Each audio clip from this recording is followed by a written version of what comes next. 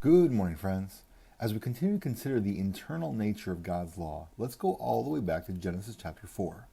Now, in Genesis 3, Adam and Eve fell into sin, which means the entire human race fell into sin with them. And then we come to the birth of Cain and Abel in chapter 4, where we read, Now Adam knew Eve his wife, and she conceived and bore Cain, saying, I have gotten a man with the help of the Lord. And again she bore his brother Abel. Now Abel was a keeper of sheep, and Cain a worker of the ground. In the course of time, Cain brought to the Lord an offering of the fruit of the ground, and Abel also brought of the firstborn of his flock and of their fat portions. And the Lord had regard for Abel and his offering, but for Cain and his offering he had no regard. So Cain was very angry, and his face fell. So we have here a familiar story, and we know, of course, that Cain ends up murdering Abel over his anger that Abel's sacrifice was acceptable to God, and his own sacrifice was not. And so we often wonder, what was it about Abel's sacrifice that was better than Cain's, however you want to say it? What made it acceptable? Well, by the description we have in the text, we might conclude that it was because Abel brought an animal sacrifice, while Cain only brought the produce of the fields.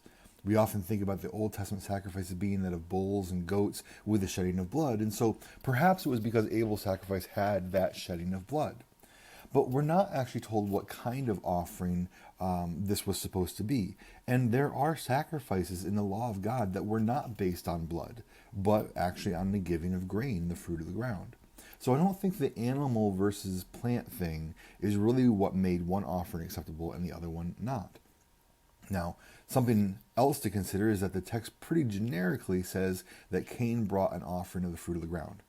But it gets much more specific that Abel brought of the firstborn of his flock and their fat portions, which indicates that Abel offered both the first and the best that he had. Now, this is a notable distinction between the two offerings, and I think there might be something there. But before we settle on the idea that Abel simply offered a more valuable sacrifice than Cain, let's remember that we have a whole Bible to go to for our answers. And we are helped mightily in this matter if we happen to have read through the book of Hebrews. Because in Hebrews 11:4 we read, By faith Abel offered to God a more acceptable sacrifice than Cain, through which he was commended as righteous. God commended him by accepting his gifts. Now, how about that? A short little verse, almost at the end of the Bible, gives us the very answer we are so eager to have concerning a passage that is at the beginning of the Bible. Why was Abel's offering more acceptable to God than Cain's? Because Abel offered it by faith. There was an internal component to Abel's offering. And this is why it's not just about Abel offering the first fruits and the fat portions. Because externally, Cain could have offered the very first and the very best of his produce as well. But it still wouldn't have been acceptable if he didn't make the offering by faith. Now, someone who's exercising their faith is more likely to give the first and best of whatever they have to offer. That much is certainly true and worthy of consideration, because it can be a scary thing to give the first and the best. When we consider our own tithes and offerings today, it can be a scary thing to think that we're going to take a certain percentage of our income and just give it straight to the Lord before we even pay any of our bills. That takes faith. It takes faith to say, Lord, I'm going to obey you, and I'm going to trust that you will provide for all my needs. And friends, that is the kind of faith that Abel was demonstrating in giving his offering.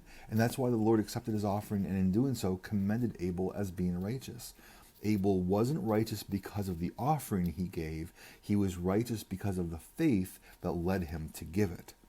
And so we see in this very first formal act of worship that's recorded in the Bible that it's a matter of the heart. And this, of course, is before the written law ever came to be, but it is without a doubt a precursor to that written law of Moses. And even then, as a precursor, it's clear that it wasn't just about the physical offering that was brought, it was about the heart status of the people bringing it. So we are reminded to ask ourselves once again, what is the status of my heart before the Lord God Almighty? Because we can easily fool others, and sometimes even fool ourselves when it comes to our external actions. But we will never fool God about the state of our heart before Him. I love you guys.